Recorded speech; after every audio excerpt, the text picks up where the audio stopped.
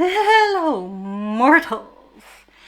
Today we're going to go through a whole stack of books again. And this time it is the recommendations for the Castle of the Amontillado Team. This is a team you could choose to join if you participate in Nevermoreathon, and it's based on vampires. If you don't know what Nevermoreathon is, it is a readathon I host in August, based on the Netflix series Wednesday, to celebrate the release of the second season. We're going through the Amontillado board today, as well as a whole lot of vampire books. Have you ever been told you're different, odd, or simply don't belong? In a world full of normies, do you feel like an outcast? Me too. But I'm pleased to tell you there's a very special place for people like us. Nevermore Academy.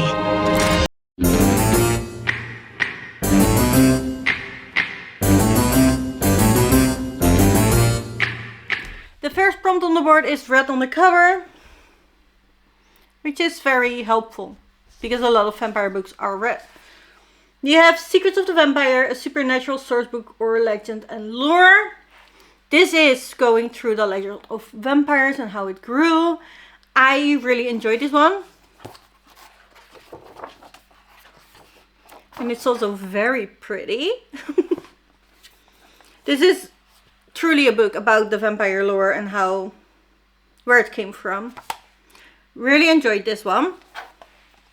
Then in this text I also have Thanks. Full disclosure, I haven't read this one, but I heard nothing but good things. This is a parody about a vampire and werewolf romance. It tends to be super cute. And it's a graphic novel, but the cover is very red. Then we have Rules for Vampires by Alex Fox. This is a middle grade vampire book. And this is about Alex, and she finds that the rules that the vampires need to live by aren't really... It doesn't always make sense to them, especially not the hate ghost kind of part. The ghosts and the vampires have been in war for centuries, and she doesn't get it, and she befriends a ghost. Then I had to mention the original Dracula by Bram Stoker. My edition is incredibly red, so that helps. I love this edition. I wanted this in a leather bound, but I couldn't find them anywhere. But flexibound is the best next thing, and honestly these read easier anyway, so I'm happy with this. And then I also have a few red cover options if you do not want a vampire book. We have Pages & Co. by Anna James. This is about Tilly, and Tilly is a book wanderer, which means that she can walk into stories and experience them for themselves, but Tilly is also able to get her favorite characters, which are Anne of Green Gables and Alice in Wonderland, out of the books. Tilly lives in this bookstore with her grandfather and her grandma, and it's really wholesome, but these books are a testament to the love of books, basically. Then I also have The Near Witch by V.E. Swap. I read this book and I enjoyed it. I think it got 3 or 4 stars. I can't remember too much about it, except that it is in a small town setting where witches are burned once more, and something about the ghosts. It's a very pretty edition, and it is extremely rare. Then we have The Witch Guide to Cooking with Children by Keith McGowan. I absolutely love this book.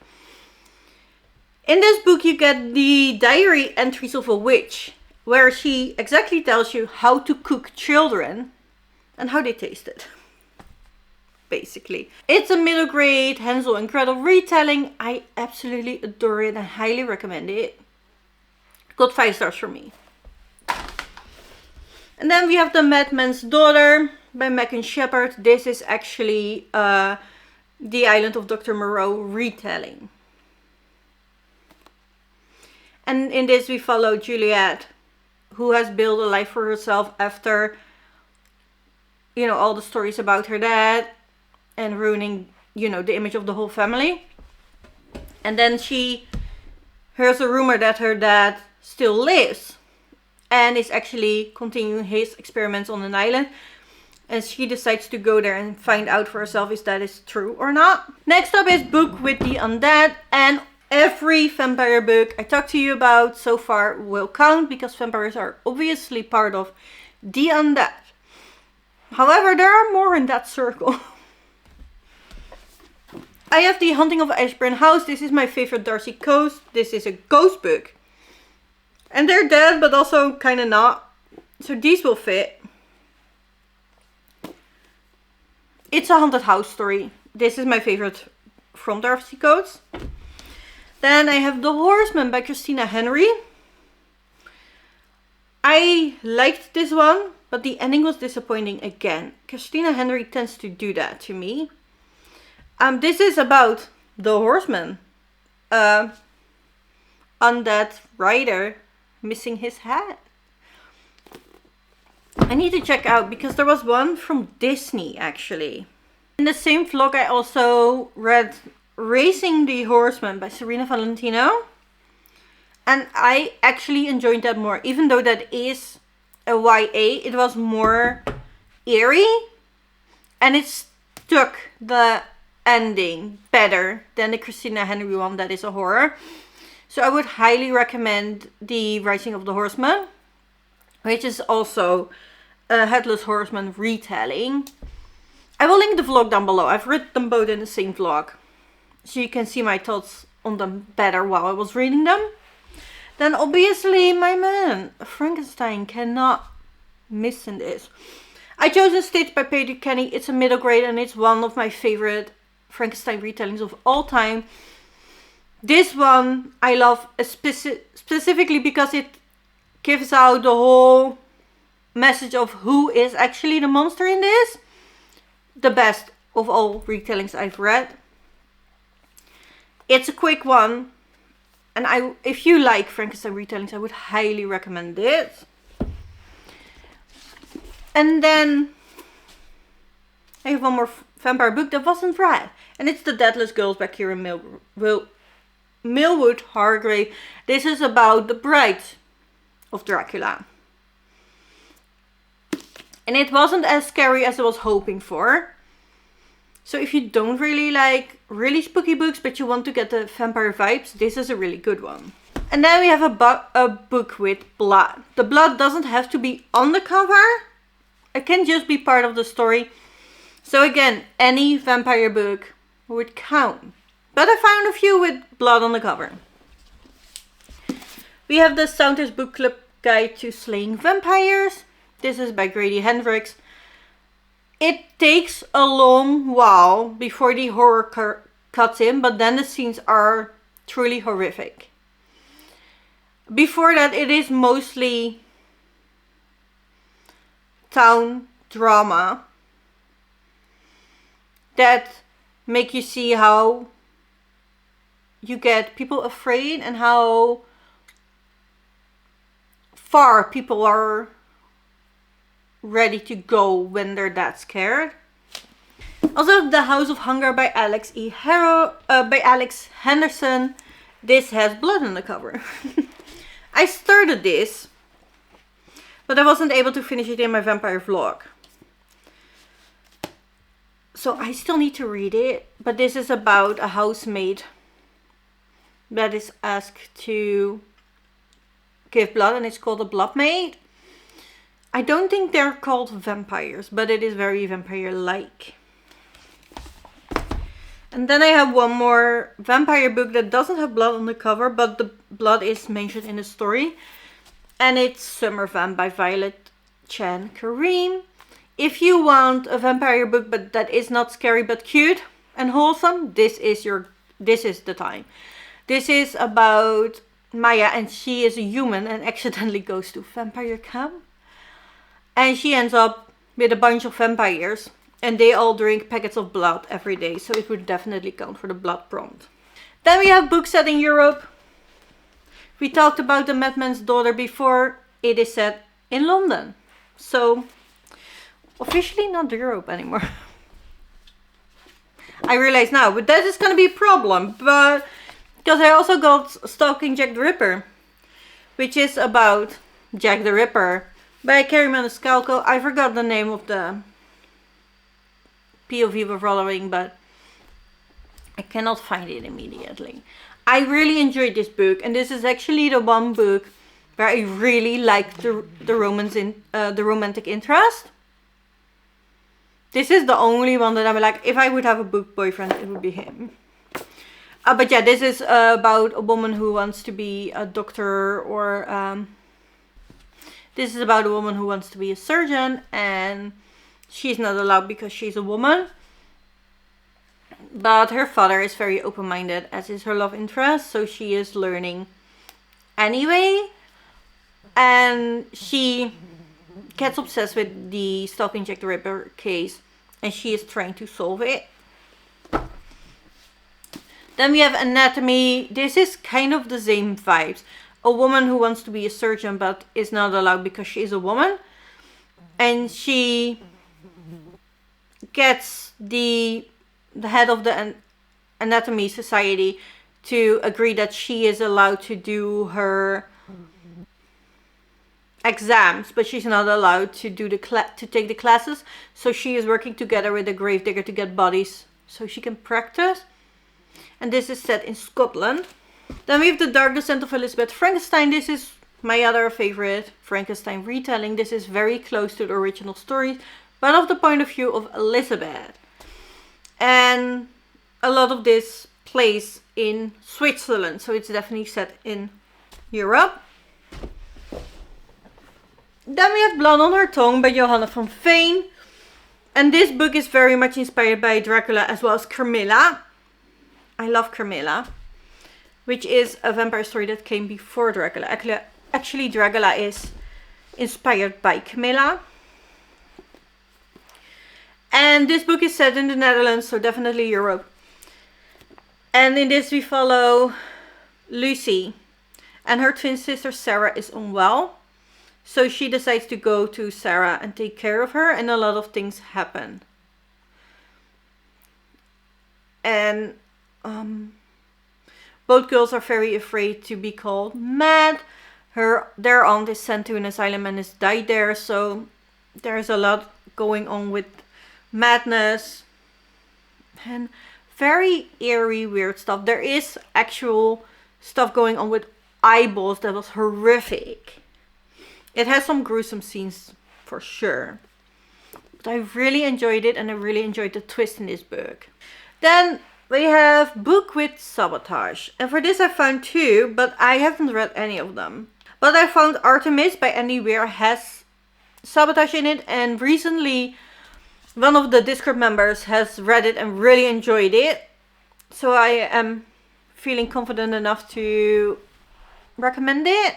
And Artemis is about Jess Basara is a criminal. Well, sort of. Life on Artemis, the first and only city on the moon, is tough if you're not a rich tourist or an eccentric billionaire. So smuggling in the occasional harmless bit of contraband barely counts.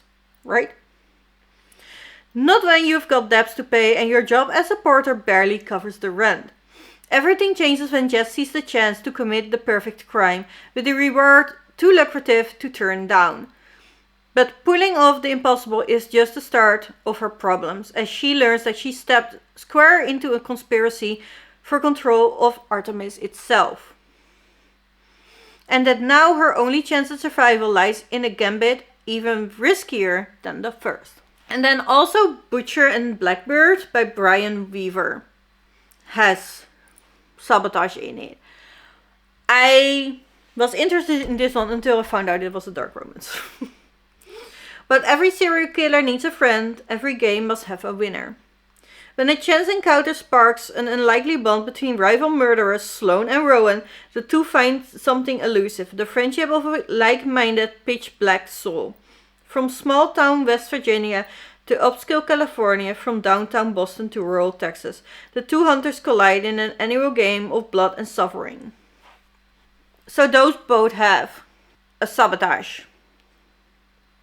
And I know they're well enough that they're probably on people's list. For book with elite, I want to mention Court of Shadow by Victor Dixon. This is the first book in the Vampiria series.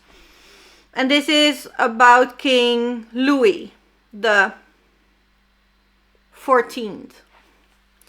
And he is basically making the world a vampire court. I haven't read it yet, I just picked it up. But Victor Dixon seemed to be a lovely human. And the book sounded really interesting. So, and it definitely has elite and royal people in it. And I thought another vampire book would add good to the list, right? Then we have Edgar Allan Poe. Every team has the Edgar Allan Poe prompt. You can obviously read the original works, but also any Edgar Allan Poe retelling would count. That means that What Moves the Dead, one of my favorite T. Kingfisher books, works. This is about Alex Easton, a retired soldier, and when his friends received, when he receives a letter from his friend that she is very sick and dying, he goes there. This is a retelling of the fall of the House of Usher. I myself would like to read The Misadventures of Edgar and Allan Poe. The Telltale Start is the first book in that series. And it's written by Gordon McElveen. This is a middle grade series. And Edgar and Alan's parents are murdered. And now they're in danger themselves. And then I also have the Raven remix on my list. A mashup of Poe titles. And it's all written in verse. So I'm very excited to see what those will bring. But I haven't read them yet. So yeah, I don't know. I can't tell you much about it except for What Moves the Dead. Loved it. 5 stars. Would highly recommend. I have read The Fall of the House of Usher, and that is my favorite story by Edgar Allan Poe. Obviously, it's very fun to read the story of your team. I have read many of them. I myself will read a name Wilson. That is one of the few scary stories I haven't read by Edgar Allan Poe yet. I think it's William Wilson or something like that. Then we have New to You author, and unfortunately I cannot recommend you anything for that because that is so extremely personal. And I don't know what new authors, what authors you have read and which one are new to you. So I hope that in these texts already, some of the authors are new to you that you haven't read from before. That's just it. You kind of heard about them, but as long as you haven't read any of their books, it counts as a new to you author.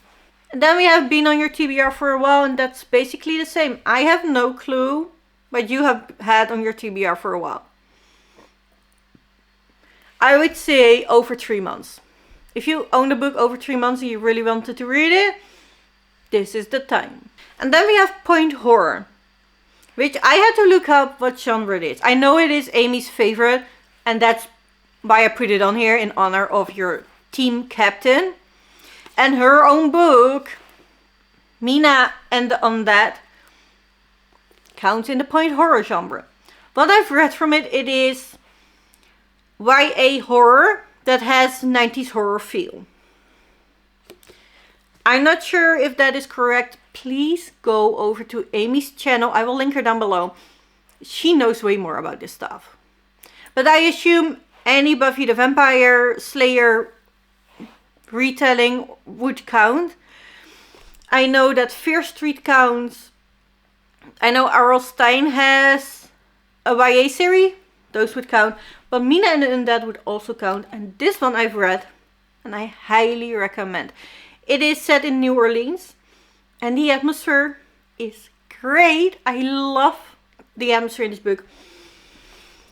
The setting is so well described. And then how she deals with a vampire in these days. Like, it is set now. It isn't, it might be a few years back, but it's not that long ago. It's just so good. And I love how she put the lore in there. It all makes it very convincing that this could happen in this time of daytime. If that makes sense. Really, really recommend it. I know a lot of you have started the books. Finishing this series is a good idea. Obviously, it also has undead people in it. The first one does have a red cover. There is blood in this book because there are blood bars. That counts for all 3 books, so it would all count. This book can do a lot of prompts for your board. However, Amy refused to pick her own book. That's why it's not your group book. She picked a book from a friend. But I would highly recommend you read Mina and the Undead, because it does fulfill a lot of the prompts for the Castle of Amontillado board. And it's really good. I gave 5 stars. Then we have favorite trope, which is again so extremely personal. I don't know what to tell you. Pick your favorite trope. If that is vampires, you're in the right place, my friend. But it can be anything. Just pick a book that has something that you always love and you will be good. Then we have atmospheric book. And there were already some atmospheric book we talked about before. Like The Haunting of Ashburn House is on this list because it is so eerie and atmospheric written. Same for What Moves the Dead. Very eerie, very... It was a bit... The part with the mushrooms is a bit disgusting. I loved it. Very eerie feeling book. Blood on Her Tongue by Johanna Veen definitely has eerie vibes. Very weird vibes as well. You don't know what is going on for most of this book until you find out. And I love that.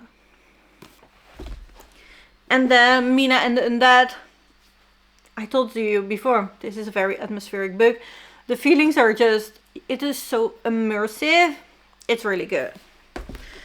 But another middle grade, Small Spaces by Catherine Arden, is really atmospheric book. It feels so eerie. The settings are just good. The kids, I really like this book. I gave it 5 stars. Another good atmospheric book, but more on the cozy and wholeness side, is Garlic and the Vampire by Brie Paulson. This is a graphic novel. The art is stunning. And this is about a town full of vegetable people, and the vegetables came alive because of a witch. And now a new people moved in and they're very afraid he's a vampire. So they sent Garlic, the anxious bulb, to deal with it. This has fall atmosphere in a graphic novel. This is fall atmosphere in a graphic novel. The art is gorgeous. It's a fall setting. It's gorgeous. And it's extremely wholesome. So if you don't want anything spooky, but still vampire-y, this works. Then Evelyn Jones, The Haunting of Evelyn Jones by Phil Hikes is the spooky middle grade with the best atmosphere. It is so eerie. This atmosphere in this book is spookier and eerier than most adults I've read. Absolutely loved it. This is a ghost story. Probably you can tell by the title of Haunting Evelyn Jones. But it's a really, really good book. This whole series is good. The first book is Ghosts, the second book is Witches, and the third book is Fairies. So, and then Mexican Gothic by Silvia Morena Garcia. I didn't like this book as much in the beginning because I really wanted a horror book, and this is not it. It is a very slow book. However, the ending is really good, and it does build up the eeriness throughout the book. This is again about a family member that is sick. You don't know what is going on and you're trying to figure that out throughout the book. And then there is also some gory mushroom things going on in this book. Then we have book with competition, and I could find one vampire book with a competition. I have not read it, but it sounds good. It's The Serpent and the Wings of Night by Carissa Broadbent. It's the first in the series. And it says, human or vampire, the rules of survival are the same. Never trust, never yield, and always, always guard your heart. The adopted human daughter of the Nightborn vampire king Oria carved her place in the world designed to kill her. Her only chance to become something more than prey is entering the Kejari, a legendary tournament held by the goddess of death herself. So that sounds great. If you don't want a vampire book, but maybe more on the cozy side, Nevermore, the first and I've heard the fourth book are both having a competition. And this is about Morgan Grow, who were supposed to die on their 13th birthday, but instead she swept off to this magical land. And Amari and the Great Game will work. However, that is the third book in the trilogy. But if you already started Amari, this is a good chance to finish it, because the third book has a trial in it and it's really, really good. It is a competition of wizards and she has to battle the great evil. So it's a really good book. Then we have translated book. I feel this is personal. It really depends on which language you are reading in. If you're not reading in English, the chances are already that it is translated so high. If you are reading in English, it might be harder. But Japanese horror would obviously work. Manga would work for that reason.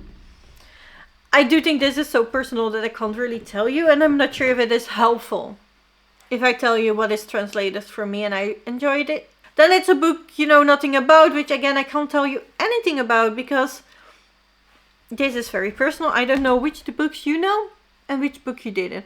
If you have saw a book in this video that you knew nothing about before this video, but I have now told you a bit about it, that will still count.